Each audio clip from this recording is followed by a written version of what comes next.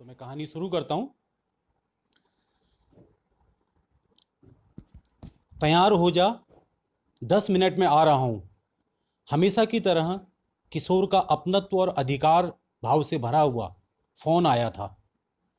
वह और अजय मेरे बचपन के दोस्त थे। बचपन की दोस्ती की महक से आप भी परिचित होंगे ही।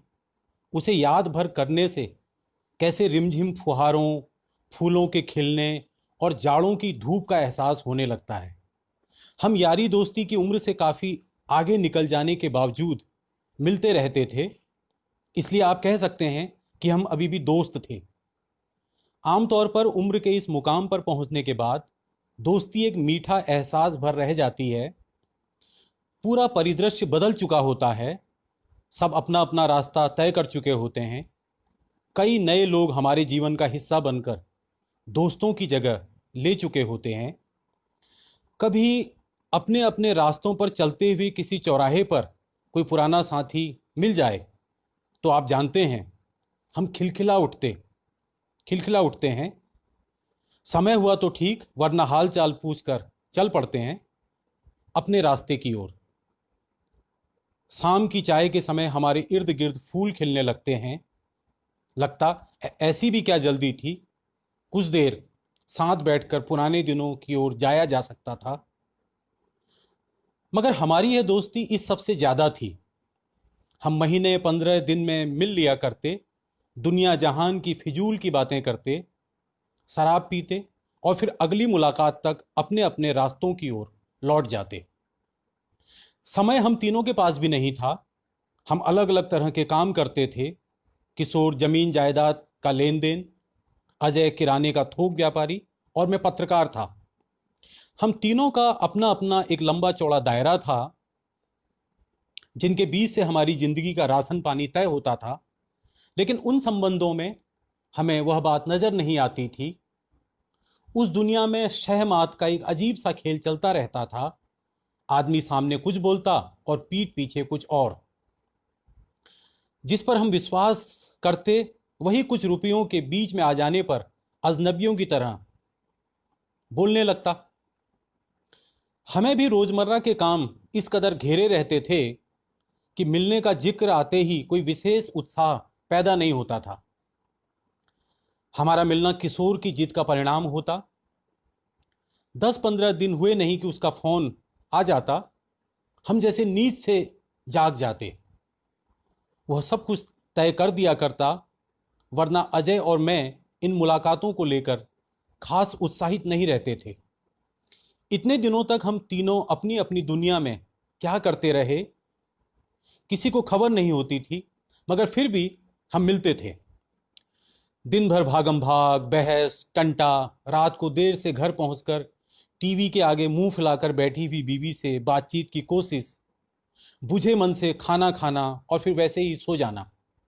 सुबह देर से उठना, इस उम्मीद के साथ कि पिछले दिन की थकान का कहीं नामो निशान नहीं होगा। मगर थकान चूहे की तरह हमारी नसों में दुबकी होती। हम रोज पिछली थकान के साथ नए काम धंधों में जुट जाते। रोज की बची हुई थकान इकट्ठा होकर बढ़ती चली जा रही थी। सच कहा जाए तो हम थके हुए लोग थे। थकान को भगाने और ताकत जुटाने के लिए हम हर समय कुछ न कुछ खाते रहते। मगर तृप्ति हमसे कोसों दूर थी। हम रोज कुछ न कुछ खरीदते रहते, मगर बहुत सी चीजें छूट जाती। हम हमेशा गुणा भाग लगाने में लगे रहते, मगर हमारा हिसाब कभी पूरा नहीं होता। यही था हमारा जीवन, हमारे जीने का उद्देश्य। शराब इन मुलाकातों के केंद्र में होती। उसके बिना इस मिलने जुलने की कल्पना भी नहीं की जा सकती थी। कहा जा सकता है कि हम शराब पीकर अपनी थकान मिटाने को मिलते थे। आज एक जोरदार वाकया हुआ। मेरे कार में बैठते ही किशोर ने बोलना शुरू कर दिया था। गाड़ी की एक जोरदार डील थी। ग्राहक ऑफिस में मेरा इंतजार कर रहा था। मैं हवा में उड़ते हुए ऑफिस की ओर जा रहा था। गांधी चौराहे पर एक लंबे चौड़े बंदे ने सामने से आकर अपना स्कूटर मेरी बाइक पर भिड़ा दिया। गुस्सा आ गया। मैंने बाइक को किनारे लगाकर उसके एक जोरदार थप्पड़ रसीद कर दिया। थप्पड़ इतना जोरदार था कि साले ने वहीं पर पेशाब कर दिया, उसने वीरोचित उत्साह के साथ बताया। उसकी यह बात सुनकर मेरी स्मृतियों के गलियारे में हलचल सी मच गई। खुशी जाती रही और उदासी ने घेर लिया। साले खुद तो उड़ते हुए जा रहा था और थप्पड़ उसके मार दिया। अजय ने उसे टोका। भिड़ा तो वो ही, वह अपनी गलती मानने को तैयार नहीं था। तू तेजी में था, गलती तो तेरी ही मानी जाएगी। ऐसे में वो क्या, कोई भी तुझसे जाकर टकराता। अजय ने मामले का विश्लेषण किया। शायद वह नया चलाने वाला था, उससे स्कूटर मुड़ नहीं पाया। उसने अपनी सफाई दी। वाह भाई वाह, अभी भी तू अपनी गलती मानने को तैयार नहीं है। चोरी, ऊपर से सीना जोरी। चल जो तेरी मर्जी। उसने भी तो तेरे एक दो हाथ रखे होंगे, अजय ने उससे जानना चाहा था। अबे किसकी हिम्मत है, उसकी तो वैसे ही सिट्टी पिट्टी गुम हो गई थी, डर के मारे कांपने लगा था। पहले एक एक पैग तो बनाओ सालो, फिर सुनाऊंगा आगे का किस्सा, उसने बेचैनी से कहा था। तलब तो हमें भी लगी थी, लेकिन किशोर ने जो कह दिया वह वैसा ही करवा कर रहेगा। वैसे भी मिलते ही हम लोगों को लगता था जितने जल्दी हो एक एक दो पैग लगा लेने चाहिए। इससे हम लोगों के बीच में एक तरह की सहजता आ जाती। नशा चढ़ते ही हम 18-20 साल के लड़कों जैसे हो जाते। किशोर फक्र के साथ अपने मोबाइल में सहेज कर रखे हुए तरह तरह के एमएमएस दिखाने लगता। तरह तरह के हैरान करने वाले कारनामे करते वे विदेशी स्त्री पुरुष।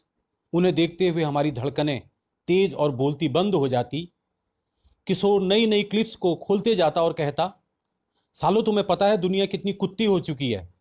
सच्चाई, ईमानदारी, नैतिकता कुछ नहीं बचा। पैसे के आगे सब बिकने को तैयार हैं।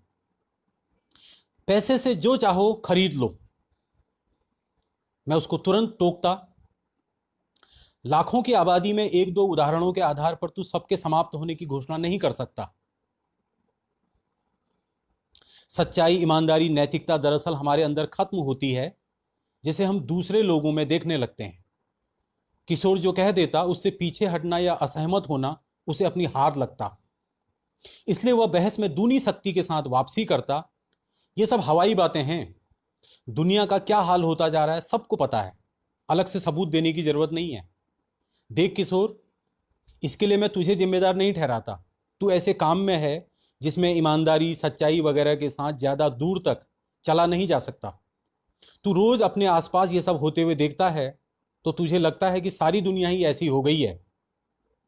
असल बात यह है कि तू हमारे या दूसरों के सामने अपने कामों को वाजिब साबित करना चाहता है, लेकिन तू जिस गड्ढे में रहता है वही पूरी दुनिया नहीं है। मैं उससे बेधड़क होकर कह दिया करता, तू किसी भी जगह की बात कर ले। वह ताल ठोककर मैदान में उतर जाता। तेरे अखबारों का क्या हाल है? पैसे दो, खबर छपवाओ। स्कूल कॉलेजों में पैसे दो, डिग्री लो। तुम्हारे न्याय के मंदिरों में जज के सामने पेशकार फाइल में साइन करने के रुपए लेता है। पंडित जी को पैसा देकर जैसी चाहो वैसी जन्मपत्री बना लो। वह पूरी शक्ति के साथ मेरे ऊपर हमला बोल देता। हाँ, सब जगह गिरावट है, बहुत बुरा हाल है मेरे भाई। सवाल यह है कि क्या हम भी उस सड़ात का हिस्सा बन जाएं? पर वह मानता कहां था। मान जाएगा तो यह उसकी हार नहीं होगी।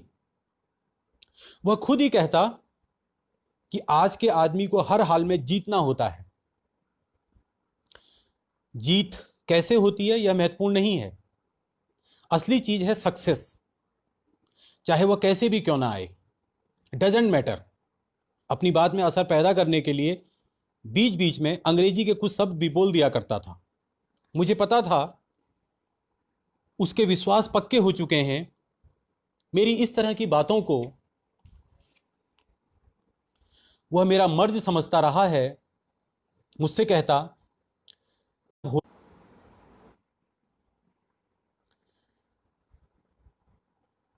कहता, माफ कीजिएगा, बीच में कुछ इंटरप्शन हो गया था। मुझसे कहता, तेरे जैसे नमूने अब होते नहीं। आज के जीवन का साधारण सा मंत्र है, कहो कुछ और करो कुछ। वह मुझसे कई बार कह चुका था कि नाक की सीध में चलकर तरक्की नहीं की जा सकती। मैं उससे पूछता, यह कैसी तरक्की है कि इतना कमाने के बावजूद वह अशांत नजर आता है? जबकि नरक जैसे जीवन तमाम तरह की परेशानियों के बावजूद मेहनतकश लोगों को मैं ज़्यादा सुकून में पाता हूँ। इन कभी न खत्म होने वाली बहसों और सोच में बुनियादी अंतर होने के बावजूद पता नहीं क्यों मैं हर बार उसके बुलाने पर उसके साथ चल पड़ता। भले ही मेरे सामने वह मेरी बातों से सहमति नहीं जताता था, लेकिन मेरे बोलते ही वह मुझे ध्यान से सुनने लगता। शायद वह अपनी अवधारणाओं को मेरे ऊपर फेंक कर उनकी ताकत को तोलना चाहता था, लेकिन उसने कभी भी मेरी किसी बात पर परोक्ष रूप से सहमति नहीं जताई।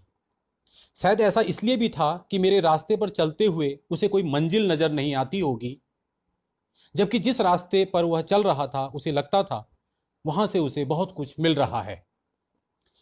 लेकिन वह था पक्का यारबाज, उसको बहस करने में खूब मजा आता।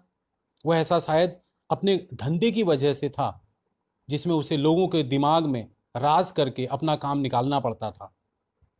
अजय तो कई बार सिर्फ मजे लेने के लिए कोई विषय उठाकर मुझे कोहनी मार दिया करता। वह अपनी दुविधाओं तथा शंकाओं को हमारे सामने नहीं रखता था, उनसे खुद ही निपट लेता। वह अपनी योजनाओं का भी कभी खुलासा नहीं करता था। उसका दिमाग हर समय अपने धंधे की ओर लगा रहता। उसको बुला लिया तो ठीक, वरना उसे इन मुलाकातों को लेकर कोई विशेष उत्साह नहीं था। आने के बाद भी वह मोबाइल से चिपका रहता, लेकिन दारू चढ़ने के कुछ ही देर बाद उसे मजा आने लगता था। वह नाचने गाने लगता तथा इस तरह की मुलाकातों को लगातार बनाए रखने का अनुरोध करता, लेकिन शराब के उतरने पर पहले की तरह सब कुछ भूल जाता। मुझे हर बार शराब की अनिवार्यता उचित नहीं लगती थी। मैं उनसे सवाल करता था, क्या हम लोग शराब के बगैर नहीं मिल सकते? क्या हम देश, समाज और अपने आसपास के जीवन पर बातचीत नहीं कर सकते? वे कहते, ऐसी बातों से तनाव होने लगता है। उन्हें वह बात पसंद आती थी जो उनके मतलब के दायरे में हो। कई बार मुझे यह सब काफी रूखा सा लगता और मन ही मन ठाना करता आगे से उनके साथ नहीं आऊंगा। लेकिन जब दोनों आकर सिर पर सवार हो जाते थे तो उनके आमंत्रण को ठुकरा भी नहीं पाता था। जब तक मैं राष्ट्रीय अखबारों में रहा और मंत्री अधिकारियों को कवर करता था, दोनों गौर से मेरी बातों को सुना करते। लेकिन जब से मैंने उन अखबारों को छोड़ा है, तब से उनको मेरी बातों में रस नहीं आता। अब वे मानकर चलते हैं कि मैं बेवकूफ़ हूँ। उनका कहना था कि उन अखबारों में रहते हुए मैं बड़े लोगों की नस दबाकर अपनी दरिद्रता से उबर सकता था। उनकी बातों को समझकर मैंने भी उनसे साफ साफ कह दिया था कि अगर उन्हें मेरी दरिद्रता से तकलीफ होती है तो वे मेरे पास आना बंद कर दें। यह कि मैं तो बहुत ठीक हूँ, इस देश की 80% आबादी की ओर नजरें डालो। इसके जवाब में वे खाए अघाए लोगों की तरह गरीब लोगों द्वारा अपने बच्चों को स्कूल न भेजने, साफ सुथरा न रहने, मेहनत न करने का तर्क देने लगते।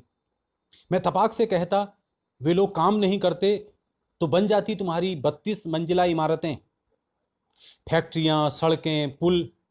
वे सकते में आ जाते, तय करते आगे से इन मसलों पर बात नहीं होगी। मैं उनसे कहता, सवाल से मुंह चुराने से सवाल खत्म नहीं हो जाता। उनका मूड खराब हो जाता। किशोर प्रायः अभिभूत होकर शहर के उस बिल्डर का जिक्र करता जो एक साधारण से व्यापार से शुरू कर आज करोड़ों की संपत्ति का मालिक बन चुका था। फिर वह धीरू भाई अंबानी का जिक्र करता कि कैसे उसने एक पेट्रोल पंप की नौकरी से शुरू करके अरबों रुपयों का साम्राज्य खड़ा कर दिया है। वह जमीन का कोई बड़ा हाथ मारकर और टोपी घुमाकर वैसा ही कुछ कर गुजरने की उम्मीद से भरा रहता था। उनके साथ होने में न तो जीवन की कोई जानी अनजानी परत खुलती, न कोई रोशनी नजर आती, सिर्फ पीना होता। दोस्ती और अपनत्व के शराबी प्रेम का प्रदर्शन होता। यह कह कहकर खुद ही गौरवान्वित होना होता कि हम लोग इस उम्र तक दोस्त रह सके हैं, इसलिए औरों से खास हैं। परिवार के साथ किसी पर्यटन स्थल में जाने की योजना बनती जो कभी संभव नहीं हो पाती, और आखिर में अगली बार मिलने का वादा होता।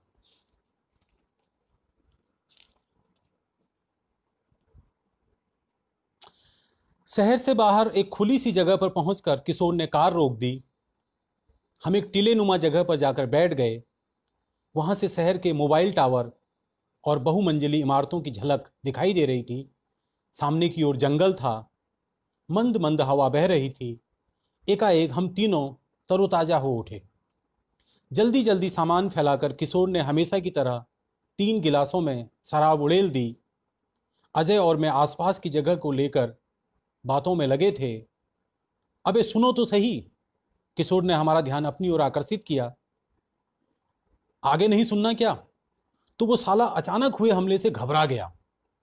डर रहा था कि कहीं मैं उसे दोबारा ना मार दूं। मैंने उसके डर को बनाए रखने के लिए उसे हड़काते हुए कहा, बाइक चलानी नहीं आती तो सड़क पर क्यों आ जाते हो? वो बिल्कुल चुप।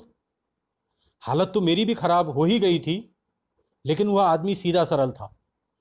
पता नहीं अचानक कहां से मुझे गुस्सा आ गया, लेकिन वो मेरे ऊपर हावी ना हो जाए, इसलिए मैंने बाइक पर बैठकर उसे धमकाते हुए कहा, यहीं पर दुकान है मेरी, आ जाना कभी भी।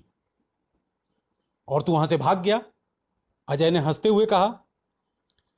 अबे भागना, भागता नहीं तो वो मेरा भुर्ता नहीं बना देता। उसी तरह हंसते हुए किशोर ने कहा, तू डर गया था ना? हर आदमी डरता है। सच तो यह है कि तू अभी भी घबराया हुआ है। अजय ने मुझे कोहनी मारते हुए कहा। ऐसे घबराने लग गया तो हो गया अपना काम। शायद तुझे पता नहीं है, रोज मेरा कैसे कैसे लोगों से पाला पड़ता है। अबे तुम्हारे जैसे लोग तो ये काम एक दिन नहीं कर सकते, उसने बेपरवाह अंदाज में कहा। ऐसे ही कोई तेरे थप्पड़ मार दे तो? अजय ने फिर मेरी कोह अजय ने फिर कोहनी मारी थी। किसकी हिम्मत है जो मुझे थप्पड़ मार दे? वो अचानक बिगड़ गया था। अबे यह तो मुझसे मजे लेने में लगा है, मगर तू क्यों चुपचाप बैठा है? कहीं से थप्पड़ खाकर आया है क्या? किशोर ने मुझसे प्रश्न किया था। नहीं, अभी तो नहीं, मगर तेरे बताने के बाद एक पुरानी घटना याद आ गई। पत्रकारिता के शुरुआती दिन थे, खूब जोश हुआ करता था। एक बलात्कार तथा हत्या के आरोपी विधायक को कवर करने गया था।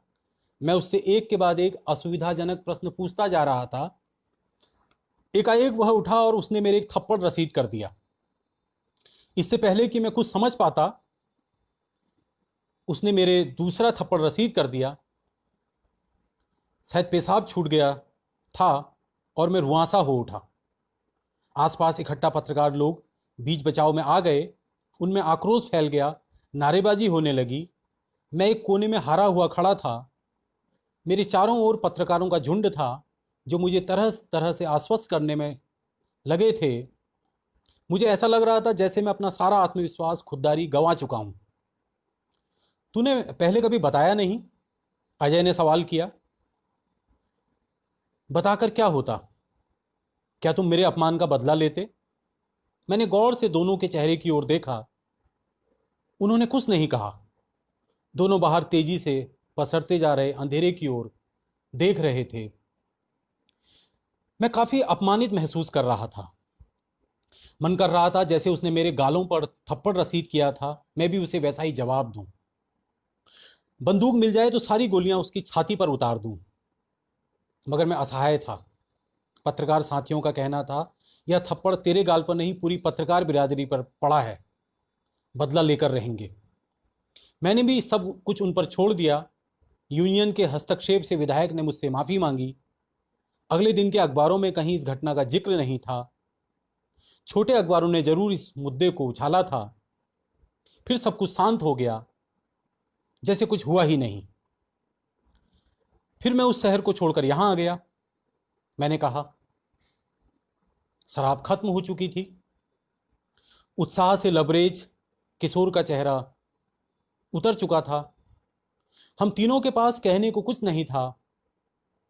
अंधेरा गहरा चुका था। हम तीनों बाहर के सन्नाटे को साफ सुन सकते थे। अजय कार को घर की ओर ले जा रहा था। हम लोग और दिनों की तरह न तो किसी विषय पर बहस कर रहे थे और न ही किसी गाने के साथ सुर मिला रहे थे। हम शांत थे। गाना हल्की आवाज में बजता जा रहा था, जिसकी ओर हमारा ध्यान नहीं था। हम तीनों किसी अनजानी दुनिया में खोए हुए थे। मूड खराब हो गया। आज चढ़ी नहीं, अचानक किशोर ने कहा। हाँ यार, वास्तव में आज चढ़ी नहीं, अजय ने कहा। फिर पीनी पड़ेगी। तू भी लेगा? किशोर ने मुझसे पूछा। मैं नहीं लूंगा, और तुम लोग समझ लो आज चढ़ेगी नहीं, मैंने कहा था। चढ़ेगी क्यों नहीं? अजय ने सवाल किया। अबे सालो, थप्पड़ का असर मारने और खाने वाले पर ही नहीं पड़ता, सुनने वाले पर भी पड़ता है। भूल जा उस बात को। तीनों पियेंगे, तू देख अभी कैसे चढ़ती है। किशोर ने बड़े आत्मविश्वास के साथ कहा था। वाइन शॉप के सामने गाड़ी रुकवाकर अजय एक बोतल लेकर आ गया। हम तीनों देर तक पीते रहे, और वास्तव में उस दिन हमें शराब नहीं चढ़ी। धन्यवाद।